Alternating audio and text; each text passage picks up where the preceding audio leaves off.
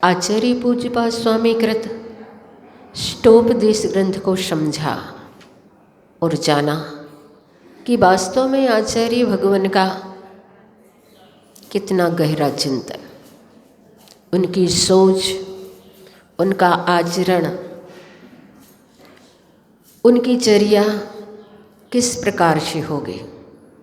आचार्य पूज्यपाद स्वामी की कृति ष्टोपदेश बहुत प्रसिद्धि को प्राप्त है और ऐसे ही आचार्य पूज्यपाद स्वामी की कृति सर्वार्थ सिद्धि, जिन्होंने तत्वार्थ सूत्र पर टीका की है, सर्वार्थ सिद्धि बहुत प्रसिद्धि को प्राप्त है।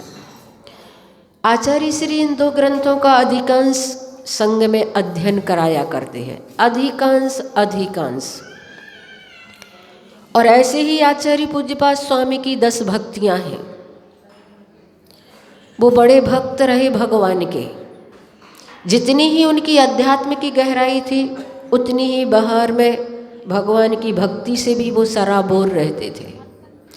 उन्होंने 10 भक्तियाँ लिखी और उन 10 भक्तियों में आचार्य भक्ति, जिनमें अभी आचार्य श्री का आचार्य पदारोहण दिवस आ रहा है, तारीख से 22 नवंबर, तिथि से 2 दिसंबर।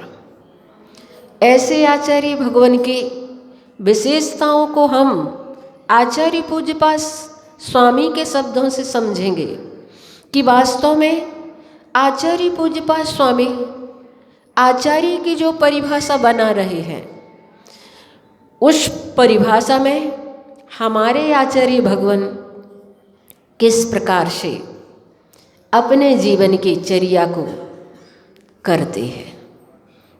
वास्तव में वैसे तो हम लोग जब कभी कोई ग्रंथ पढ़ते हैं, उसकी किसी भी लाइन को देखते हैं, उसमें आचार्य भगवान का रूप दिखता है।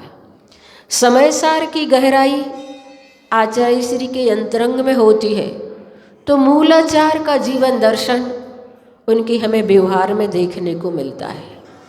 ऐसे आचार्य भगवान सभी के हृदय में बहुत अच्छे से समाहित हैं, सबके श्रद्धास्पद हैं। आचार्य श्री के बारे में किसी के लिए कोई प्रश्न नहीं होता, कोई शंका नहीं होती। ऐसे आचार्य भगवान के जीवन परिचय को हम आचार्य पूज्यपाद स्वामी के शब्दों में समझेंगे कि उन्होंने आचार्य भगवान का क्या स्वरूप बताया है। आचार्य भक्ति में 11 छंद हैं, संस्कृत की भक्तियाँ हैं आचार्य पूज्यपाद स्वामी की। आचार्य कुंद स्वामी ने भी भक्तियाँ लिखी हैं, उनकी प्राकृत भाषा में है। पहले हम आचार्य भगवान की संस्कृत वाली पूज्यपाद स्वामी की जो आचार्य भक्ति है, उन्हें समझेंगे कि वास्तव में आचार्यों का क्या स्वरूप हुआ करता है, आचार्यों की क्या महिमा होती है, उन आचार्यों से हमें आज तक कितना लाभ होता चला आया है। जो आज हम स्वाध्याय कर रहे हैं, शास्त्र स्वाध्याय, उन्हीं आचार्यों की देन है, जिन्होंने जंगलों में, गुफाओं में बैठकर अपनी आत्मा की प्रयोगशाला में अनुभव करके हमारे समक्ष इन ग्रंथों को रखा। तो आचार्य पूज्यपाद स्वामी आचार्य परमेष्टि की परिभाषा बताते हुए कहते हैं, सिद्ध गुण स्तुति निरतात नुद्धूतिरुषाग्नि जाल बहुल विशेषान गुप्तिरभि संपूर्णान मुक्तियुतः सत्यवचन लक्षित भावान। इसमें हमें आचार्य भगवान को देखना है इन 2 पंक्तियों में, जिसमें कहा जा रहा है जो आचार्य सिद्ध गुण स्तुति निरतान, सिद्ध भगवान की स्तुति करने में निरत तल्लीन रहते हैं, डूबे रहते हैं। सिद्धों के सम्यक्त आदि 8 गुण होते हैं, उनकी स्तुति करने में वो सतत लीन रहते हैं। पहला विशेषण, और आप लोगों ने आचार्य श्री को भी देखा होगा, कभी इधर उधर की बातें, इधर उधर की क्रिया करते हुए उन्हें कभी नहीं देखा होगा। अगर शांत बैठे हैं तो लीन और तल्लीन है सिद्ध परमात्मा की भक्ति में, अन्यथा स्वाध्याय या फिर आचार्य पद पर रहते हुए जो उन्हें कर्तव्य बताए गए हैं उसका पालन करते हुए हमने आचार्य भगवान को देखा है। तो ऐसे आचार्य भगवान सिद्ध भगवान के गुणों की स्तुति करते हैं।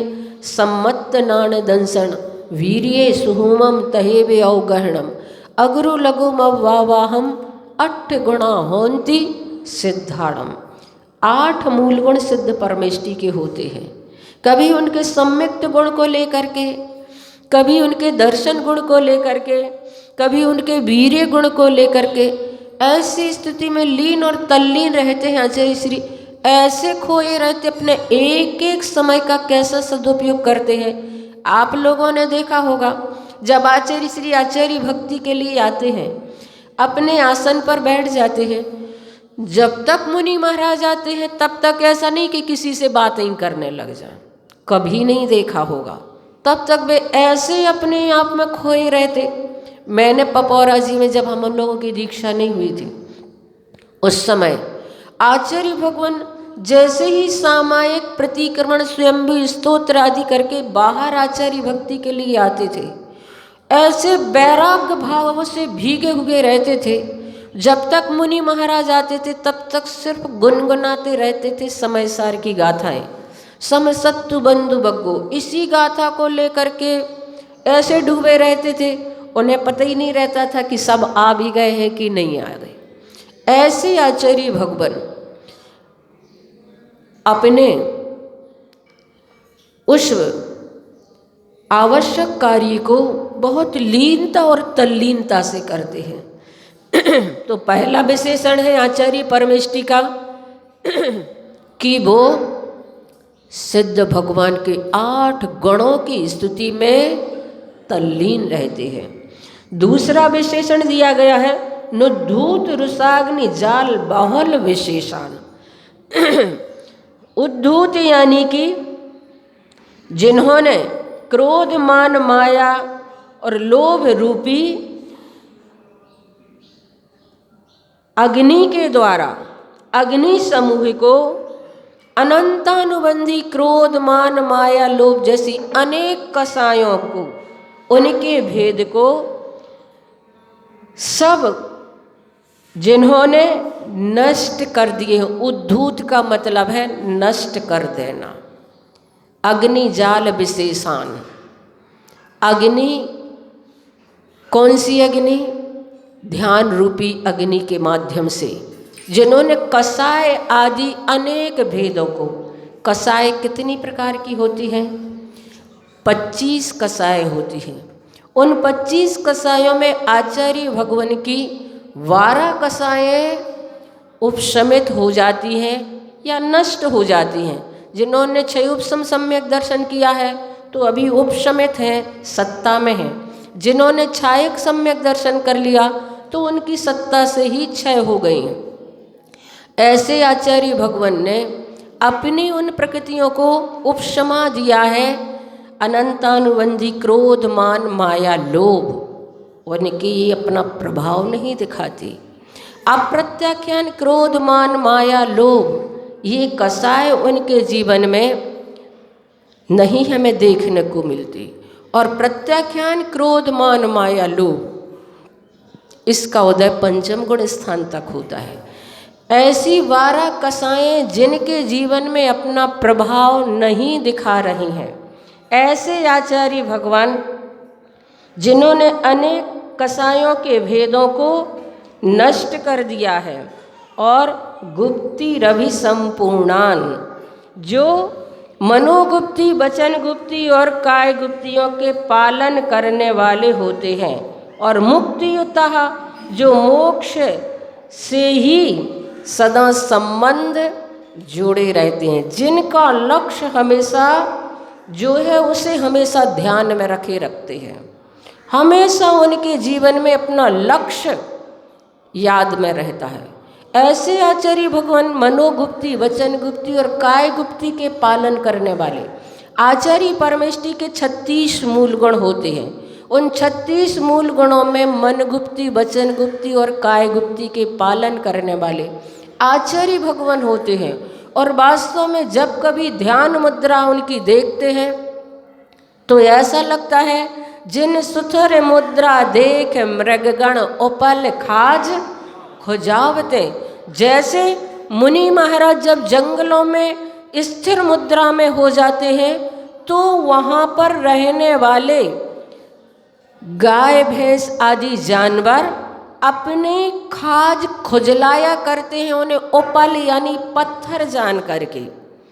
ऐसी स्थिर मुद्रा में कई बार आप लोगों ने नैनागर में सुना होगा, आचार्य भगवान अंदर जंगल में जाया करते थे, जहाँ घोर जंगल, जहाँ खेत से जैसा डाकू, वहाँ पर शिकार करने के लिए जाया करता था। वहाँ सिद्ध शिला है, उस सिद्ध शिला पर बैठ कर के कई बार आचार्य भगवान ने ध्यान लगाया है। और उनकी वह ध्यान मुद्रा देखकर पशु पक्षी भी शरण में आ जाया करते। हम लोग अभी नैनागिर गए थे, वहाँ के जो मुनीम साहब थे उन्होंने हम लोगों को वहीं उसी स्थान पर संस्मरण सुनाया आचार्य श्री का।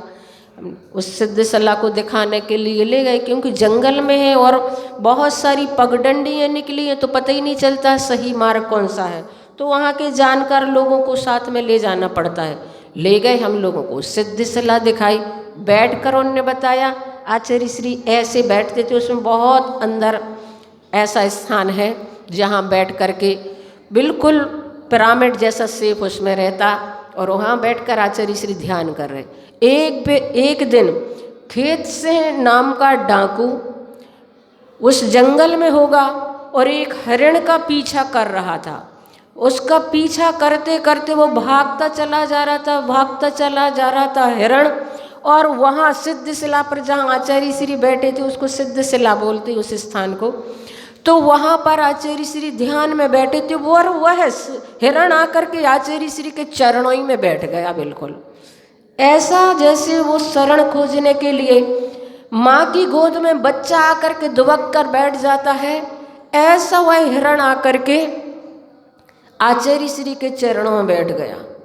और जब फिर वह वहाँ पर शिकारी के रूप में वह खेत से वहाँ पर पहुँचे, और जैसे ही उन्होंने आचार्य भगवान को देखा तो तुरंत उसने वहीं अपने पूरे शस्त्र डाल दिए और आचार्य भगवान के चरणों में संकल्प किया कि अब हम अपनी जिंदगी में कभी भी शिकार नहीं करेंगे।